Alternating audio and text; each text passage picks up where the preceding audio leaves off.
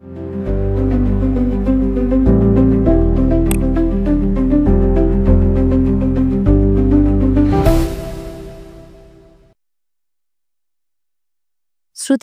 আজকের আয়োজনে রয়েছে সুনীল গঙ্গোপাধ্যায় রচিত বিখ্যাত উপন্যাস সেই সময়, পর্ব ১।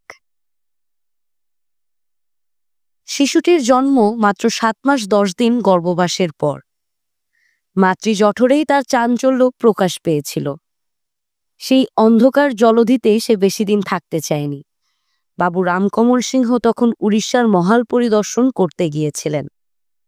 প্রাক সন্ধেবেলা তিনি মহানদীর বুকে বজ্রার উপরে বসে সূর্যাস্তের শোভা দেখছেন। এমন সময় একটা ছোট ছিপ নৌকা তীর বেগে ছুটে এলো বজ্রার দিকে। সেটা থেকে লাফিয়ে নামলো তার গোমাস্তা দিবাকর। অকস্মাৎ দিবাকরকে দেখেই রামকমলের হৃৎকম্প শুরু হয়ে গিয়েছিল।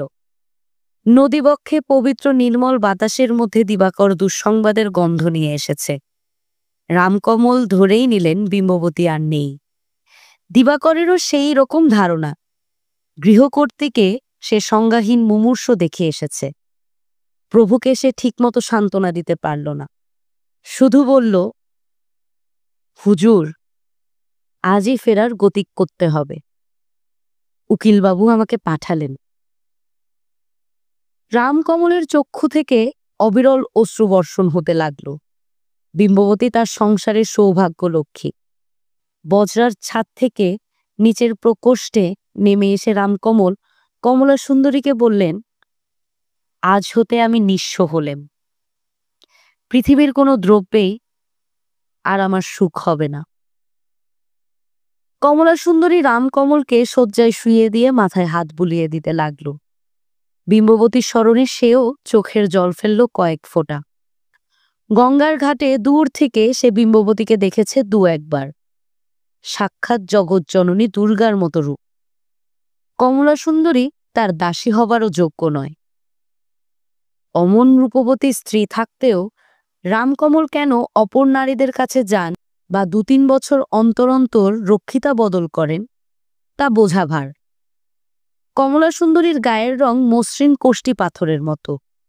নিজের স্ত্রীর দুধে আলতা মেশানো গাত্রবর্ণ বলেই বোধহয় রামকমল শুধু কৃষ্ণাঙ্গী মেয়েদের মধ্য থেকেই উপপত্নী নির্বাচন করেন। পুরুষ মানুষ এমনই অদ্ভুত হয়। রৌপ্যপাত্রে খানিকটা ব্র্যান্ডি ঢেলে এনে কমলা সুন্দরী বলল, এটুকু পান করে নিন, নইলে আরো দুর্বল হয়ে পড়বেন। রামকমল বাহাত দিয়ে সেই পাত্র ঠেলে দিয়ে বললেন, আমার আর কিচ্ছুতে রুচি নেই। আমাকে জ্বালাতন করিস নে কমল, তুই আমার সম্মুখ থেকে এখন সরে যা। কমলা সুন্দরী ক্ষুদ্র গবাক্ষের সামনে গিয়ে দাঁড়িয়ে চুল এলো করে দিল। বাইরে নদীর জলে লকলক করছে অস্ত সূর্যের লাল শিখা। সেদিকে তাকিয়ে সে ভাবল, এবার বুঝিয়ে বাবুর কাছ থেকে তার পাট উঠল। আবার নিয়তি তাকে কোথায় নিয়ে যাবে কে জানে। রামকমল কোমল শয্যায় শুয়ে প্রবল হুতাশের সঙ্গে আহ আহ শব্দ করতে লাগলেন। ততক্ষণে বজ্রাত চলতে শুরু করেছে। ৩ দিন পর কলকাতার জোড়াসাঁকোপল্লীতে তার অট্টালিকার সদর দেউড়িতে পা দিয়েই রামকমল শুনলেন নতুন শিশুর কান্না। তিনি ভুরু উত্তোলন করে তাকালেন দিবাকরের দিকে। দিবাকরও বিমূঢ়। বিম্ববতীর রোগ যন্ত্রণা যে আসলে প্রসব বেদনা তা সেও জানত না। তাছাড়া ৭ মাস গর্ভের সন্তান জন্মের কথা কেই বা কখন শুনেছে। ৮ মাস পুরলেও না হয় কথা ছিল। রামকমলের বয়স এখন ৪৭। ১৫ বছর আগে তিনি বিম্ববতীকে বিবাহ করেছিলেন। তার তৃতীয় বিবাহ। এর আগে তার ২ স্ত্রী মারা গেছেন নিতান্ত বালিকা বয়সে।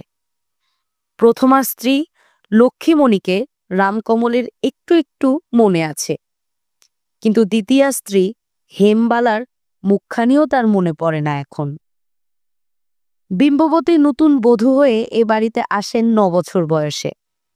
তখন এ বাড়ির চেহারা অবশ্য অন্যরকম ছিল। বিম্ববতী আসার পর এই সিংহ পরিবারের শ্রীবৃদ্ধি ঘটতে থাকে। রামকমল যে ব্যবসায় হাত দেন সেখানেই সোনা ফলে।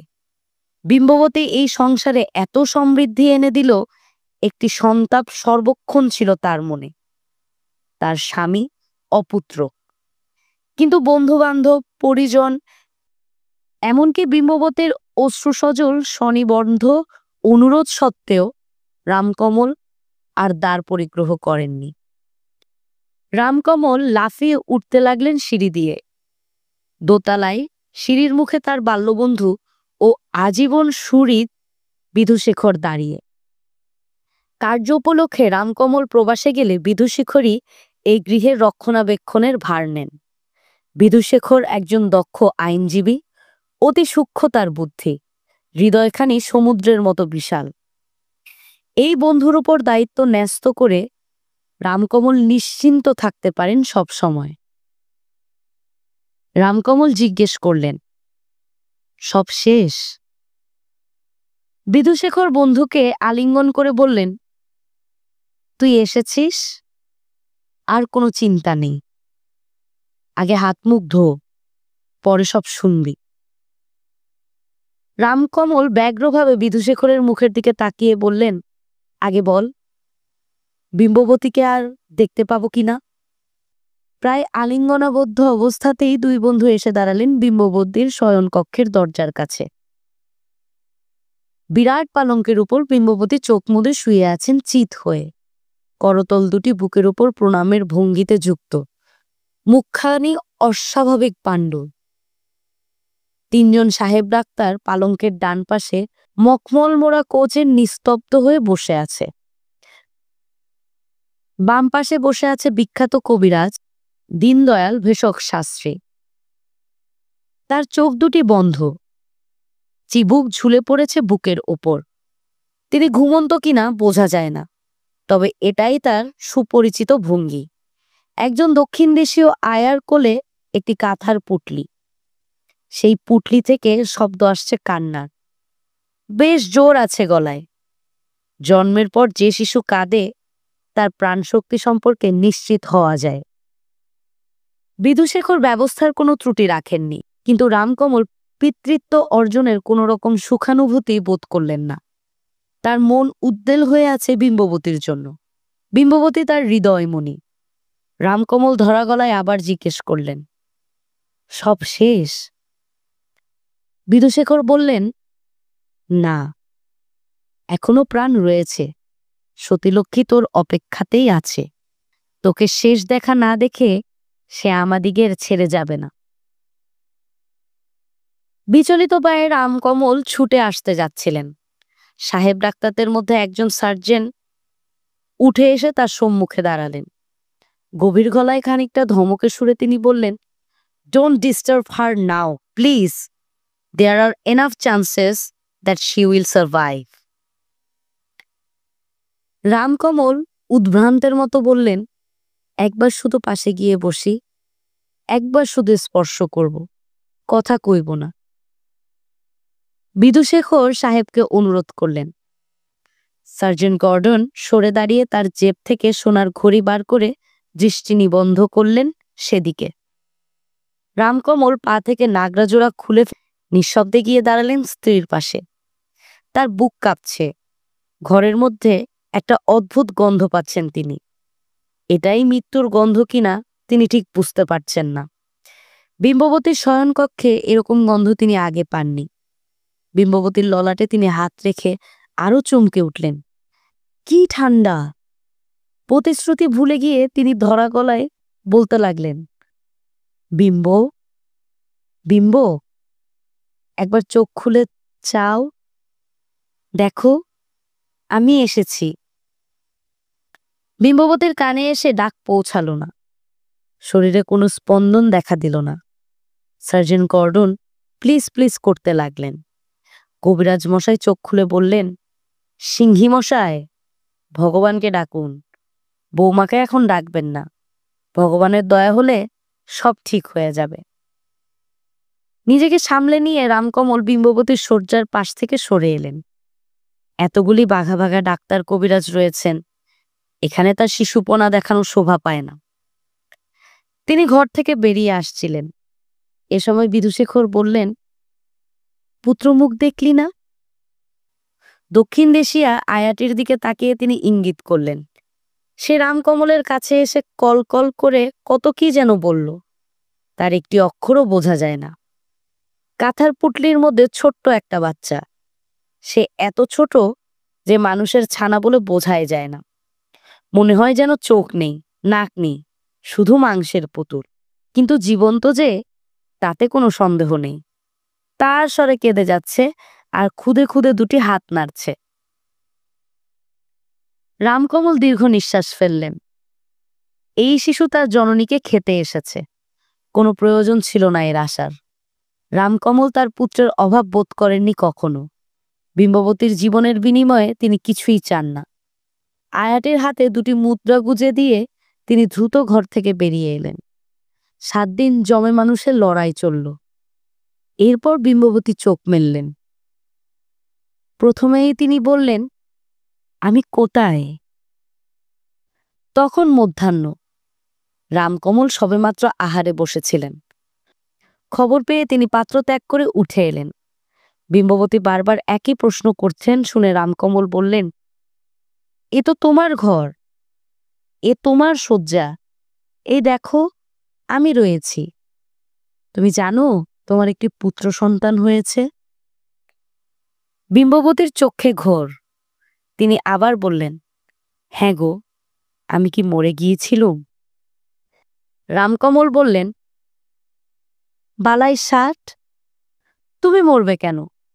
বিম্ববতী বললেন, আমার যেন মনে হলো আমি কত দেশ ঘুরে এলুম, কত পাহাড়, নদী, বন, বিরাট বিরাট অন্ধকার সুড়ঙ্গ, আর ওধারে আলো। সেই আলোর এত জোর যে চোখ ধাঁধিয়ে যায়। হঠাৎ ধর্মর করে উঠে বসে বিম্ববতী বললেন, আমার ছেলে কই? আমার ছেলে? আয়া কাঁথার পুটলিটা তুলে দিল বিম্ববতীর কোলে। তিনি চমকে উঠে বললেন, এ কে? এ তো আমার ছেলে না, আমার ছেলে তো অনেক বড়। রামকমল স্ত্রীর মাথায় হাত বুলিয়ে দিতে দিতে বললেন, বিম্ব, তোমার মনে নাই, তুমি পোয়াতে হয়েছিলে, এ তো তোমার গর্ভের সন্তান। শিশুটি এখন কাঁদছে না, ঘুমিয়ে আছে। বিম্ববতী এক দৃষ্টে তাকিয়ে রইলেন তার মুখের দিকে। ক্রমশ তার দৃষ্টি স্বচ্ছ হয়ে এলো। তিনি কয়েক ফোঁটা চোখের জলে ভিজিয়ে দিলেন সন্তানের মুখ। তারপর তার ললাট চুম্বন করলেন। গঙ্গা কোথায়? গঙ্গা? সে কেন আসেনি? আত্মীয় পরিজন দাসদাসীরা ভিড় করে দাঁড়িয়ে আছে দরজার কাছে। রামকমল বললেন, এই, কেউ গঙ্গাকে ডাকতো, সে কোথায়? রামকমলের মনে পড়ল গত 2-3 দিন তিনি গঙ্গানারায়ণকে দেখেননি। সে এ ঘরে একবারও আসেনি। রামকমল একটু অনুতপ্ত বোধ করলেন। একজন ভৃত্য এসে খবর দিল গঙ্গানারায়ণ ফিরিঙ্গি পাঠশালায় পড়তে গেছে। বিম্ববতী উতলা হয়ে বললেন, ওগো, তাকে ডেকে আনো, আমি তাকে এক্ষুনি দেখব। রামকমল হুকুম দিলেন, এই, কেউ একজন যা, দৌড়ে গিয়ে তাকে ডেকে আনগে যা। ফিরিঙ্গি পাঠশালা বেশি দূরে নয়। লোক ছুটে গেল সেখানে।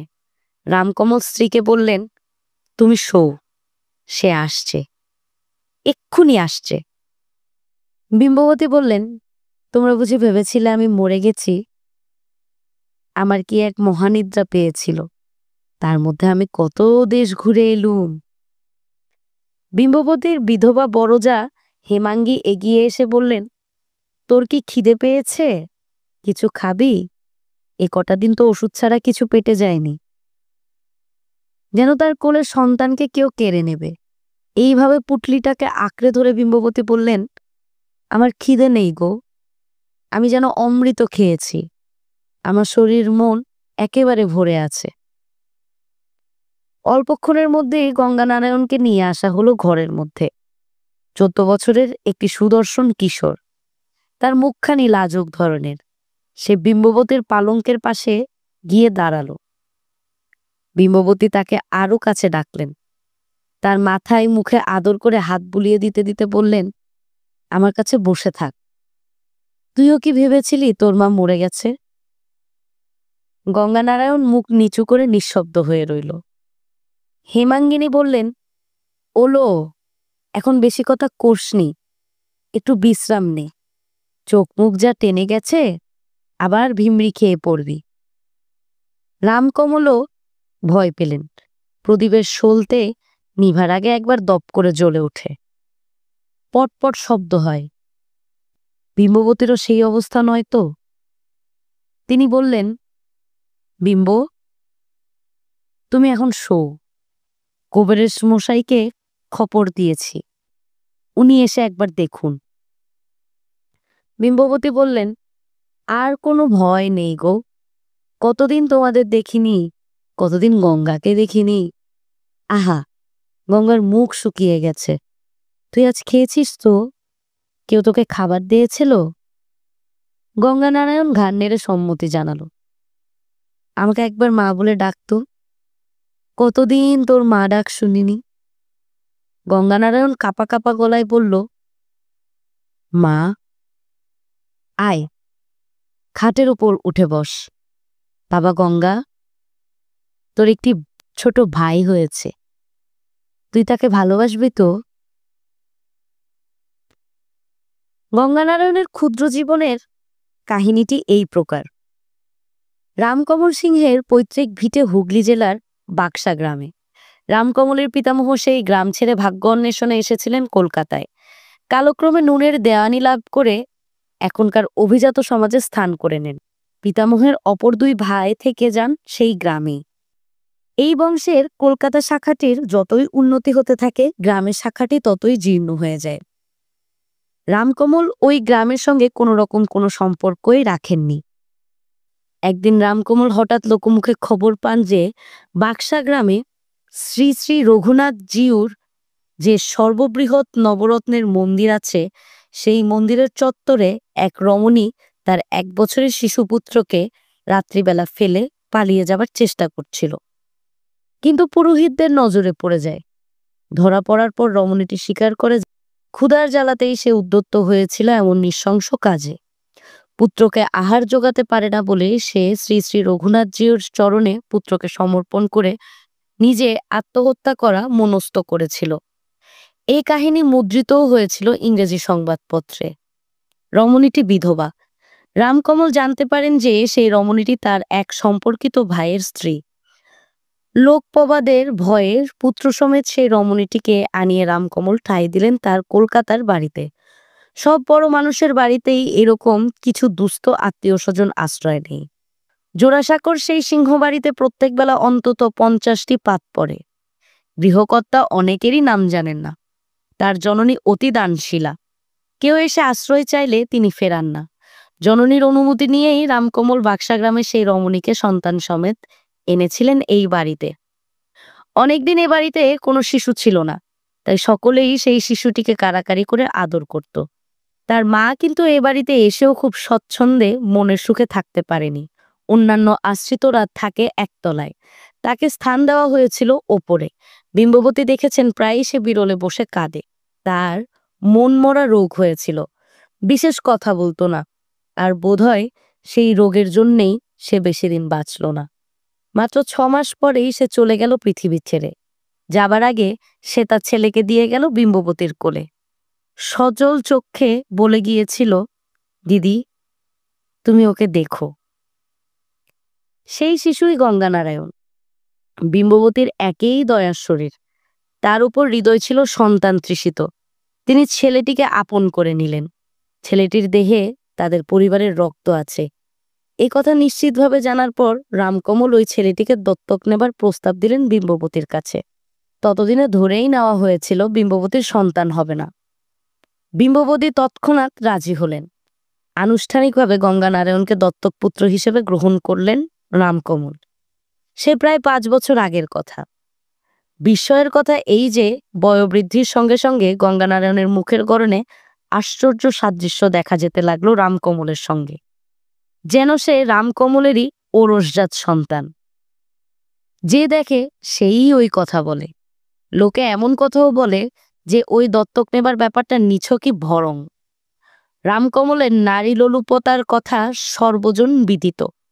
তিনি নিশ্চয়ই নিজের গ্রামেও একটি উপপত্নী রেখেছিলেন। প্রতি বৎসর পুজোর সময় একবার সেখানে যান তিনি। ওই গঙ্গানারায়ণ সেই উপপত্নীরই সন্তান। তাকে সম্পত্তির উত্তরাধিকার করার জন্য দত্তক নেওয়া হলো। কেউ কেউ এই রটনা বিশ্বাস করে। রামকমলের ঘনিষ্ঠতম সুহৃদ বিধুশেখরের কানেও এই রটনা এসে পৌঁছেছে। তিনি শুনে উচ্চহাস্য করে উঠেছিলেন। আর যেই বিশ্বাস করুক, বিধুশেখর কিছুতেই এটা বিশ্বাস করতে পারেন না। বিম্ববতীর ধারণা শ্রী শ্রী রঘুনাথজিও ছেলেটিকে পাঠিয়েছেন তাদের কাছে। এমন উপযুক্ত সন্তান মানুষ বহু ভাগ্যে পায়। ছেলেটি ধীর, স্থির, বুদ্ধিমান, পড়াশোনায় মতি আছে, সংস্কৃত, ফার্সি ও ইংরেজি শিখছে নিয়মিতভাবে। এই ছেলের হাতে যে বিস্ময় সম্পত্তি রক্ষা পাবে ও বৃদ্ধি পাবে, এই সম্পর্কে নিশ্চিত ছিলেন রামকমল। কয়েকদিন পর বিম্ববতীর সঙ্গে দুই পুত্র বিষয়ে খানিক আলোচনা করলেন রামকমল। তার তখনও আশঙ্কা তার নিজের সন্তানটি শেষ পর্যন্ত বাঁচবে কিনা। এত ক্ষুদ্র মানব শিশু তিনি কখনো দেখেননি। এর সবকিছুই যেন অদ্ভুত। জন্মের পর বেশ কিছুদিন বাচ্চারা অধিকাংশ সময় ঘুমিয়ে কাটায়। নিদারুণ অন্ধকার থেকে এসে এই পৃথিবীর আলো চোখে সয়ে নিতে যথেষ্ট সময় লাগে। কিন্তু এ তেমন ঘুমোয় না, যখন তখন জাগে আর কান্না জুড়ে দেয়। হাসতেও শিখেছে এরই মধ্যে। মুখের সামনে একটা আঙ্গুল নিয়ে গেলেই হেসে ওঠে খটখটিয়ে। ১.৫-২ মাসের মধ্যে শিশুরা নাকি ভালো করে দেখতে পায় না, কিন্তু যে কেউ সামনে গেলেই এ দিব্যি তাকিয়ে থাকে তার মুখের দিকে।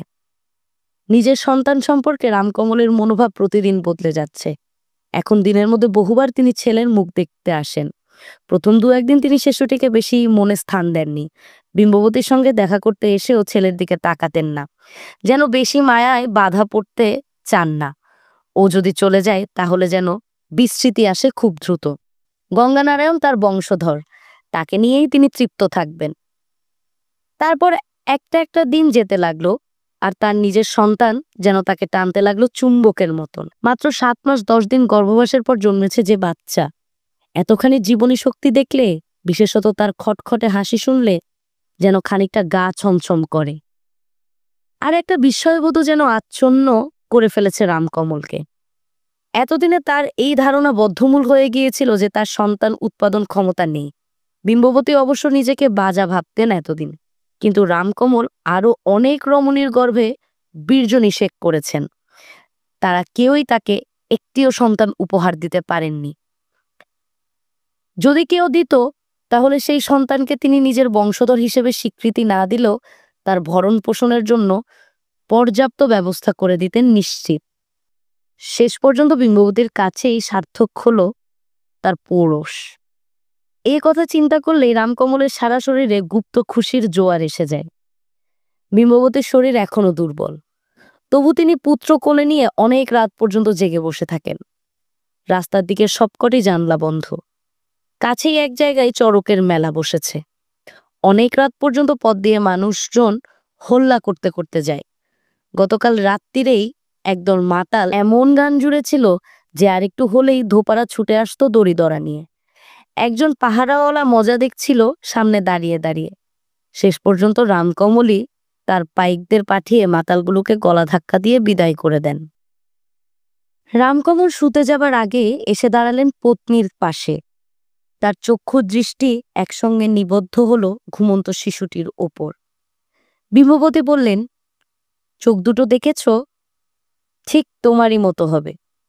ঠোঁটের কাজটাও তোমার মতন, শুধু কপালের এইটুকু জায়গায় আমার সঙ্গে মিল আছে। রামকমল হাসলেন। স্ত্রীলোকেরা এসব কি করে বোঝে কে জানে। শিশুর মুখ, চোখ কিছুই তো এখনো চেনা যায় না। তুমি কেমন আছো বিম্ব? বিম্ববতীর ঠোঁটে গাঢ় পরিতৃপ্তির হাসির আভাস পাওয়া গেল। তিনি বললেন, আমি ভালো আছি। তুমি তোমার শরীরের যত্ন নিও গো। আমি কিচ্ছু দেখতে পারি না। আমার জন্য চিন্তা করো না। মা রয়েছেন, বড় বৌঠান রয়েছেন। গঙ্গা শুয়ে পড়েছে? ওর খাওয়া দাওয়া ঠিক মতো হচ্ছে তো?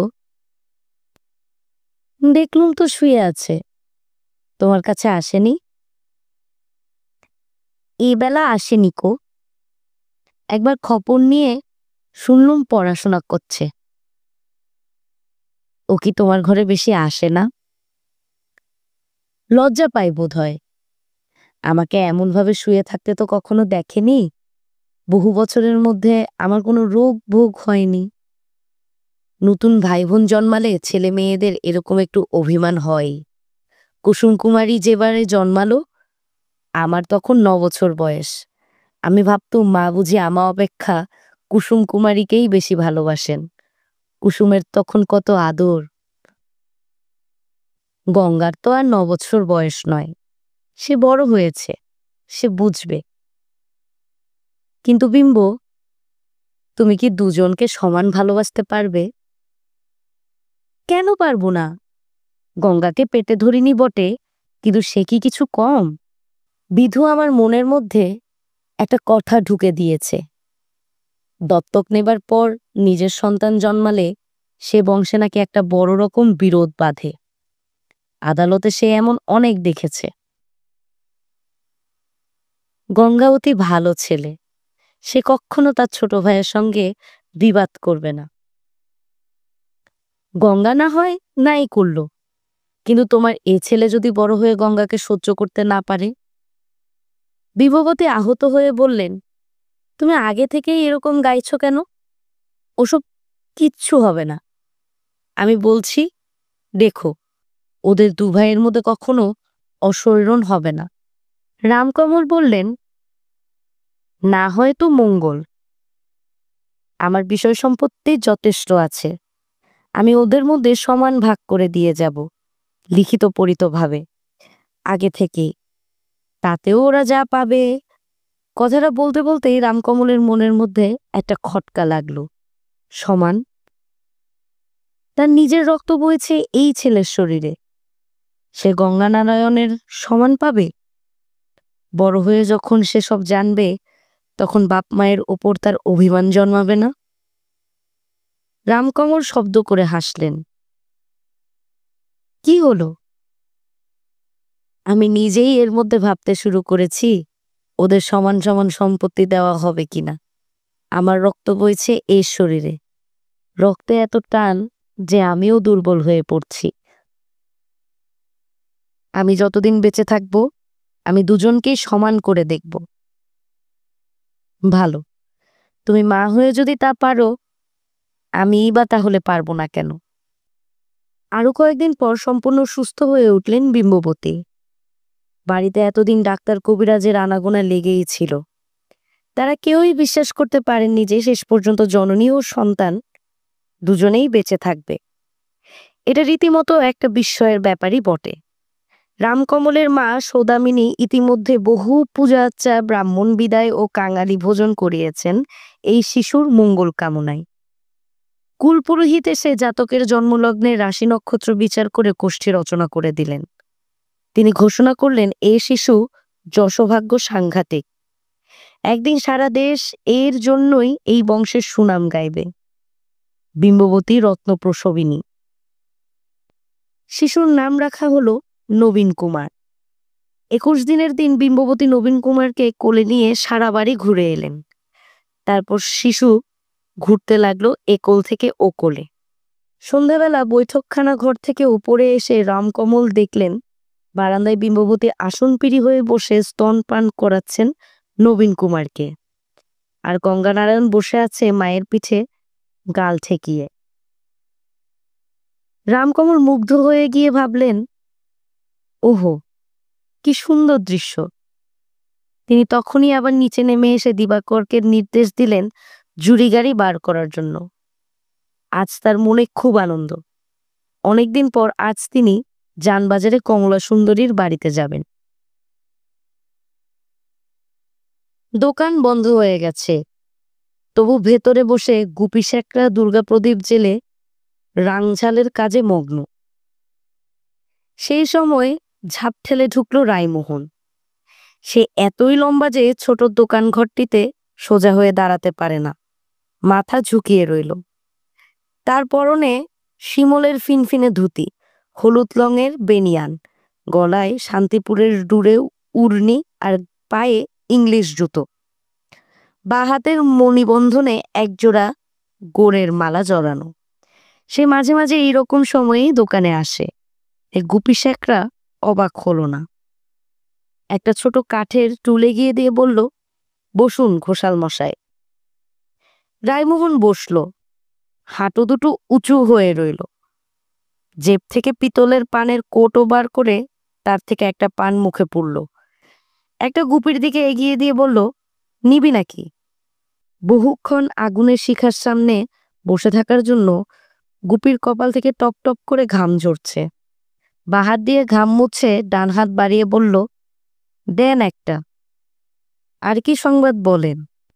অনেকদিন আপনি এদিকে আসেননি, তাই পাড়া বেপারার অনেক খবরও শুনিনি।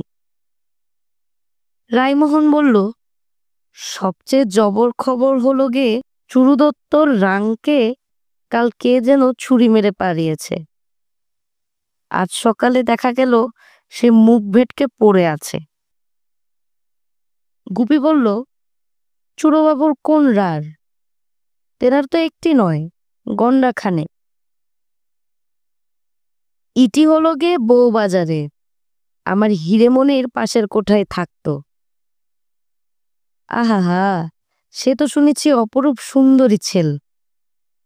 হ্যাঁ, কলকাতা থেকে একটা তারা খসে গেল। চুরু দত্তর কি ভেউ ভেউ করে কান্না! নিজের বাড়ির মাগ মরলেও কেউ অমন কাঁদে না। কে মরলে? চুরুবাবুর রাড়ের কাছে ঘেঁষা তো কম সাহসের কথা নয়। তুই কখনো ঘেঁষবার চেষ্টা করেছিলি নাকি? আরে রাম রাম, আমি তো চুনোপুটিস্য চুনোপুটি, আপনার মুখেই শুনেছি এসব। চুরোর কান্নার বহর দেখে মনে হচ্ছে সেই গুন্ডা ভাড়া করে মারিয়েছে। তাকে নাকি উড়ু উড়ু করছিল। রসিক দত্তরও চোখ পড়েছিল ওই মেয়ে ছেলেটির ওপর। চুরুবাবুর হাত ছাড়িয়ে কারুর পালাবার সাধ্য আছে? রাম কহ, রাম কহ, এসব নোংরা কথা শুনলেও পাপ। আর কি সংবাদ বলেন? চেতলাগঞ্জে আজ অনেকগুলো চালের নৌকো ভিড়েছে দেখলুম। চালের দর এবার একটু পড়বে মনে হয়। এসে চালের নৌকো? 2-3 মাস ধরে যা অখাদ্য চাল জুটছিল। না রে, বাংলাদেশ থেকে বেশ ভালো চাল এসেছে। আজ বিকেলে কেল্লা থেকে গুপুস গুপুস করে অনেকবার তোপ দাগলো। বিলেত থেকে কেউ কেটা একজন এলো মনে হয়। কোম্পানির ডিরেক্টর বোর্ডের একজন জবর মেম্বার এসেছে। কি নাম যেন ভুলে গেলুম ছাই। আপনি কি এখন বেরোচ্ছেন না বাড়ি ফিরছেন ঘোষাল মশাই? এই সন্ধ্যা রাতে বাড়ি ফিরবো কি রে? আমার কি নোনা লেগেছে যে বাড়িতে বসে কাঁচা থোর চিবুবো? একটা বাজনা শুনতে পাচ্ছিস? হ্যাঁ, অনেকক্ষণ থেকে শুনছি। কিসের বাজনা বলুন তো? আজ জোড়াসাঁকোর ঠাকুর বাড়িতে খুব ধুমধাম। দ্বারকানাথ ঠাকুরের নাতি হয়েছে, তাই গোড়াদের ব্যান্ড পার্টি আনিয়েছে। তা আপনার নেমন্তন্ন নেই? আজ শুধু সাহেবদের বাইনাচ হবে। দিশি লোকদের নেমন্তন্ন হলে গে কাল। আমার তো নেমন্তন্ন লাগে না, খাওয়া দাওয়া দেখলেই ঢুকে পড়ি। ছেলে হলো কার? দেবেন্দ্রবাবুর, দ্বারকানাথের বড় ছেলে। দেবেন্দ্রবাবুর এক মেয়ে হয়ে মারা গিয়েছিল। এবার প্রথম ছেলে জন্মালো, নতুন বংশধর এলো, খুব ধুমধাম তো হবেই। দেবেন্দ্রবাবু তো বড় মানুষিতে বাপকেও ছাড়িয়ে যাবে বোধহয়। বাপকে টেক্কা না দিলে আর বড় মানুষই কি? মনে নেই একবার শুধু সরস্বতী পূজা করেই 1 লাখ টাকা উড়ালো। খরচের বহর দেখে দ্বারকানাথ পর্যন্ত হা। উনি তো আবার হিরে মুক্ত গলায় পরেন না, পায়ে। পায়ে? কি বলছিস? জুতোয়। জুতোর উপর হিরে মুক্ত বসিয়ে সবাইকে তাক লাগিয়ে দিয়েছে। কালে কালে কত কি দেখবো। ওরা তো টাকার উপর গড়াগড়ি দেয়। দ্বারকানাথের বাড়িতে টাকার গুণাগুণিও হয় না, দাঁড়িপাল্লায় ওজন করে। দেবেন্দ্র হিন্দু কলেজে ভর্তি হয়েছেন। ওই কলেজটা তো একটা ম্লেচ্ছদের আড্ডা, কেউ জাত ধর্ম মানে না। দ্রুজ সাহেব মারা গেলেও তেনার চেলা চামুন্ডা চালানগুলো রয়ে গেছে, সেগুলো আবার এক কাঠিতে বাড়া। দেবেন্দ্র যতে বয়াটে হয়ে না যায়, তাই তার ছেলেকে কলেজ ছাড়িয়ে আনিয়ে বিষয়কর্মে লাগালেন। আর ছেলেও পূজা আচ্চার নাম করে দুহাতে টাকা উড়াচ্ছে। বয়স তো সবে 23-24, এর মধ্যেই দেবেন্দ্র যা খেল দেখাচ্ছে, কাঁপতে নিতে সবাইকে ছাপিয়ে যাবে। গুপি বলল, তাতে আপনাদেরই লাভ। রায়মোহন বলল, এদিকে আমাদের রামকমল সিংহিরও এক ছেলে হলো। এতকাল তো পরের ধনে পোদ্দারি করছিল, এবার নাকি নিজের মুরদেই। নাকি বলছেন কেন?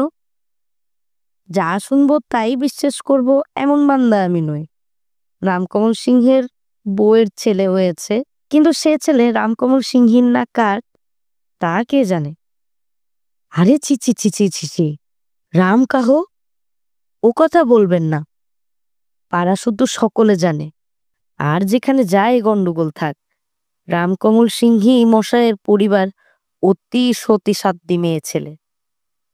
আরে রাখ রাখ, সতী বেন্টিং সাহেব এমন কানুন করে গেলেন, তা গোটা দেশটা পুঙ্গা মারা গেল। কি করেছেন সে সাহেব? ওই যে খানাকুলের মেচ্ছটি সাহেবদের জপালো, আর সাহেবরাও তার কথা শুনে নেচে উঠল। সতীদাহ রদ করে গেলেন বেন্টিং, তার ফলে দেশ থেকে সতীই উধাও হয়ে গেল। একটা সতী মেয়ে আমায় দেখাতো। গুপি চুপ করে গেল। এসব কথা নিয়ে আলোচনা করতে সে ভয় পায়। রায়মোহন ঘোষালের না হয় জীবের আর নেই, কিন্তু সে ছাপোষা মানুষ। এবার আপনার নিজের সংবাদ বলেন ঘোষাল মশাই। অন্য জেব থেকে একছড়া সোনার হার বার করে রায়মোহন বলল, এটা দেখতো, এটার জন্য কত দিতে পারবি? হার ছড়া হাতে নিয়ে ঘুরিয়ে ফিরিয়ে দেখে গুপি বলল, এটা আবার কোত্থেকে আনলেন? আপনার কি জিনিস ফুরোয় না? এটা আমার নাতির। নাতির জিনিস যে বিক্রি করবেন? আহা, সে বেচারি মনে দুঃখ পাবে না? সে দুঃখ পেলে তো আমার বইয়েই গেল। সে কি এখানে আছে? গত বছর সে স্বর্গে গেছে, সেখানে সোনার দানার কত ছড়াছড়ি। নে, ওজন করে দেখ। এই একটা খেলা। গুপি বেশ ভালোই জানে যে এটা রায়মোহনের নাতির গয়না নয়, আর রায়মোহনও জানে যে বিক্রির জন্য যে সমস্ত গয়না সে আনে তা কোথা থেকে আসে গুপির জানতে তা বাকি নেই। তো প্রত্যেকবারই একটু এরকম গল্প কথা হয়। গুপি নিক্তি বার করলো, সেদিকে তীক্ষ্ণ চোখে চেয়ে রইল রায়মোহন। এই লোকটি বয়সের কাজ পাথর নেই।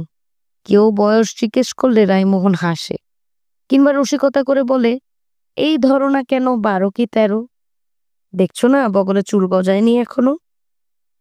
রায়মোহন মাকুন্দ, শরীরখানা শুধু শক্ত হাড়ের উপর চামড়া দিয়ে মোড়া, সেজন্যই তার উচ্চতা যতখানি তার চেয়েও ঢেঙ্গা দেখায়।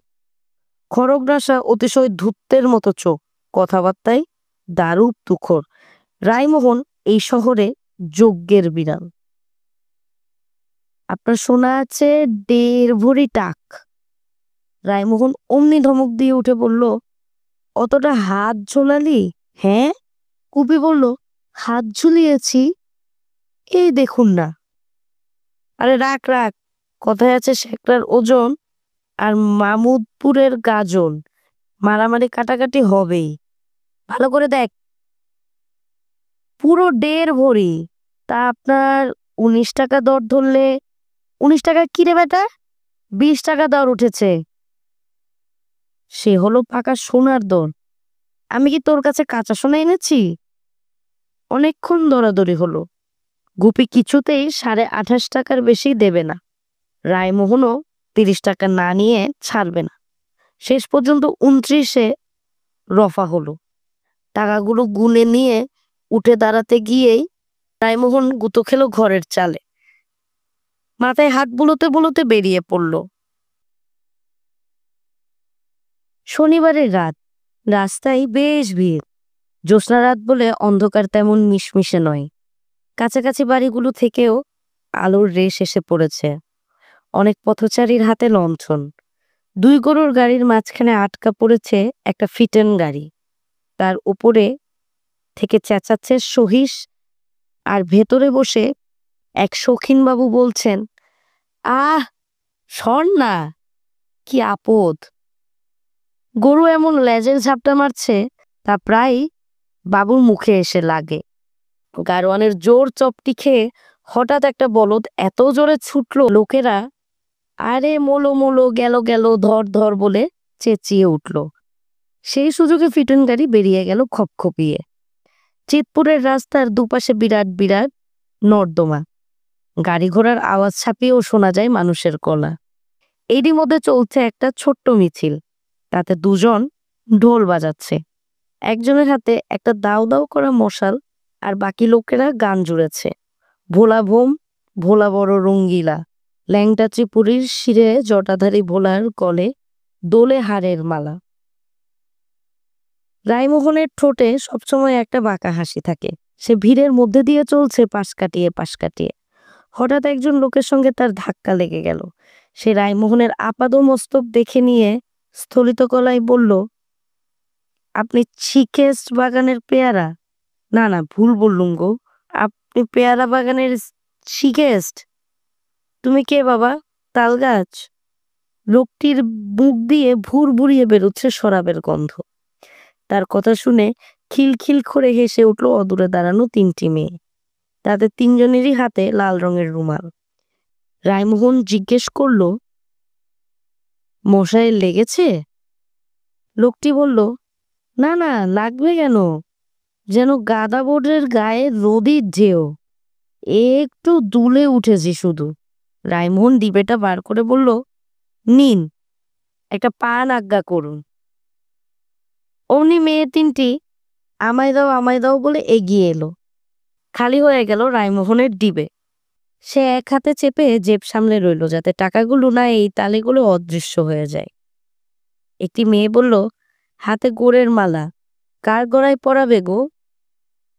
অন্য একটি মেয়ে তার হাত চেপে ধরে বলল, আমার ঘরে চলো। আর একটি অন্য হাত চেপে ধরে বলল, না গো, আমার ঘরে এসো, আমার ঘর খুব কাছে। মাতালটি বলল, যা বাবা, আমি কি এটো গলা বাতা, আমায় কেউ দেখছে না। মেয়েগুলোর কাছ থেকে নিজেকে ছাড়িয়ে নিয়ে তাদের থুতনি ধরে একটু আদর করে আবার এগিয়ে গেল রায়মোহন। হেদর কোণে কুচকুচে কালো রঙের একটি দিশি খ্রিস্টান প্রভু যিশু মহিমা কীর্তন করছে। তার পাশে হাতে বিলিতি লণ্ঠন নিয়ে দাঁড়িয়ে আছে গোলগাল মুখ একজন সাহেব। কাছেই ভুর করে রাখা আছে অনেকগুলো বাইবেল। একটু পরেই যখন ওই বাইবেল বিলি হবে, তখন এক অক্ষরও ইংরেজি পড়তে পারে না এমন লোকেরাও ওগুলো নেবার জন্য কাড়াকাড়ি করবে। অনেক সময় রাস্তার ধারের নর্দমায় ডানা উল্টে পড়ে থাকতে দেখা যায় ভালো মরক্কো চামড়ায় বাঁধানো বাইবেল। তবু পাদ্রীদের উৎসাহে ঘাটতি নেই। বউবাজার পাড়ার একটি দোতলা বাড়িতে ঢুকে সিঁড়িতে দাঁড়িয়ে রায়মোহন হাঁকল, হিরেমণি, ও হিরেমণি, আসবো? নীল রঙের জমকালো শাড়ি পরা একটি মেয়ে ঘর থেকে বেরিয়ে এসে বলল, তুমি আজ এসছো? তোমার কি ভয় ডর নেই গা? রায়মোহন হাসতে হাসতে ওপরে উঠে এসে বলল, ভয় পেলে আর কোথায় নুকোবো তোমার কাছে ছাড়া? কেন, কি হয়েছে? পাড়া একদম ফাঁকা দেখছি যে। হিরেমণি বলল, কাল রাতে অমন কাণ্ড হলো, আজ আর কেউ এবারে আসবে? এক তুমিই আছো ঘাটের মরা। রায়মোহন বলল, কেউ আসবে না? বা বা বা বা বা, শুনে প্রাণ জুড়িয়ে গেল। তাহলে আজ আমি একাই জমাবো। ঘরের মধ্যে জাজিমের উপর ফরাস পাতা। দরজা ঠিক সামনের দেয়ালে ঝুলছে একটি কালীঘাটের পর। একটা বিড়াল মাছ মুখে নিয়ে পালাচ্ছে। ফরাসের ওপর 3-4টা লাল ভেলভেট মোড়া তাকিয়া, তার একটাতে মাথা রেখে ঘুমোচ্ছে একটি 1 বছরের বাচ্চা ছেলে। বেশ মোরসি পাটা করে বসে রয়মোহন বললেন, সকালে একবার উঁকি মারতে এসেছিল মেদিকে, অনেক পাহাড়ওলা দেখলুম। পাহাড়ওলা 6 লাভ একেবারে। হিরেমণি বলল, দুজন সাহেব পুলিশ হয়ে এসেছিল। তা আসবে না, এ কি তোর আমার মরণ? চুরু দত্ত রার স্বয়ং গভর্নর জেনারেল যা আসেনি। মতি বিবির কত বড় ভাগ্য বল। আহা গো, সে চোখে দেখা যায় না, কি নির্দয়ের মতো মেরেছে, শরীরটা একেবারে ফালা ফালা করে দিয়েছে। এজন্যই তো তোকে বলি, কখনো বাধা বাবু রাখবি না, ছাড়া পাখি হয়ে থাকবি, এ ডালে বসবি, ওই ডালে ঠোকরাবি। আমি মতিকে বলেছিলুম, চুরোবাবু বড্ড বদরাগী লোক, ওয়াকে চটকাতে যাসনি। তা তো শুনলো না, ফাট দেখিয়ে বলল, কন পরোয়া করে তোহার চুরোবাবুকে। এখন বোঝ। যাকগে, গেছে তো গেছে। আচ্ছা হিরেমণি, তুই যে বললি আজ আর কেউ আসবে না ভয়ে, তাহলে তুই এত সেজে গুজে বসেছিলি কোন নাগরের জন্য রে? আমার জন্য বুঝি? হা হা হা, সাজ করেছি সে আমার অভ্যেস। উনার জন্যে ভারী মুরদ, হাতে নেই কানা করি, দরজা খোলো বিদ্যে ধরি।